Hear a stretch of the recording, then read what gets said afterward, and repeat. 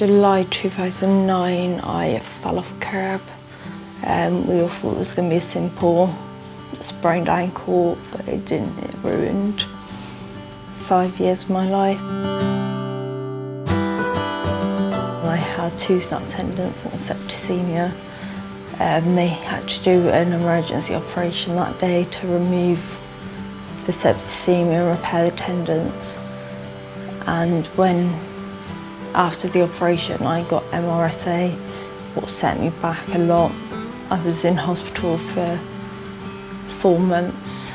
In that time, they diagnosed me with a pain condition called complex regional pain syndrome. It just makes me in pain constantly, and I would have that for the rest of my life. There's no cure for it. I've recently started voluntary work at the British Heart Foundation to help raise money for that.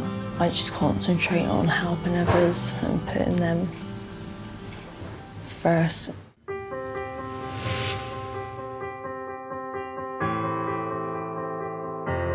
I have a child. I have to be fed every 4 hours. First of all, he can't have any fat in his diet because he can't process it through his body. So it builds up on his organs, on his heart and his liver. So the less we can give him, the healthier he'll be. He has overnight feeds and I set him up on his pump. I've been showing him how to do that. This is magic because instead of just drinking milk and that stuff, you could just put me on my pump, so it's really clever. If he wants to do any activities, we encourage him to do whatever he wants to do because he's 6, so he wants to play football, but he just has to have an energy drink because that will give him the energy to be able to do the exercise. I do beavers and I also do swimming, karate. He's really good with it. You know, it doesn't let it faze him, and we're just really proud of him, really, for being able to live like a normal life.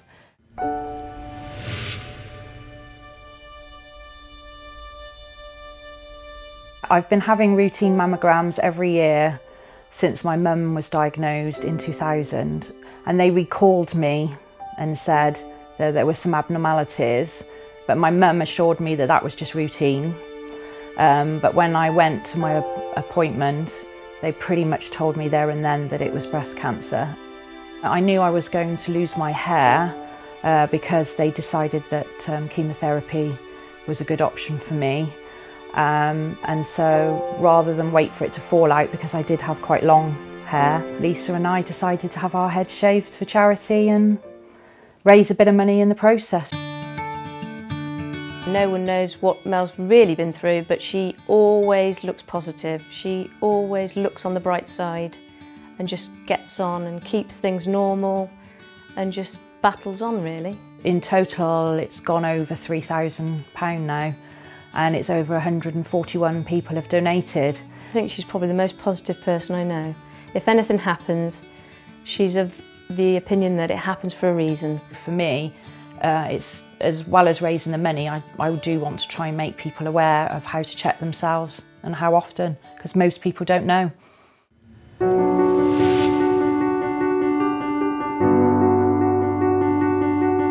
All I thought was I was just suffering with chronic migraine, and because I'm asthmatic, I was short of breath.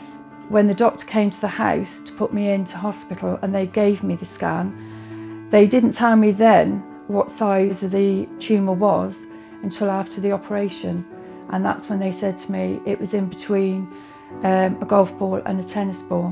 When the tumour had been removed, I felt 100% in myself. They said to me I could go home, and then I thought, right, this is it now. I need to be on the move, and obviously I couldn't straight away because I couldn't do anything for 6 weeks. I was learning to talk and read in those 6 weeks. Because it was exercising the brain. I decided to go to college and do courses, and I've been there ever since. During that time, I worked voluntary, which I'm still doing. Margaret came to the project almost 5 years ago and inquiring about volunteering, wanting to keep active and things like that. Always an amazing energy about her, heart of gold and really driven. Well, I didn't think that having a tumour that I would get this far in myself.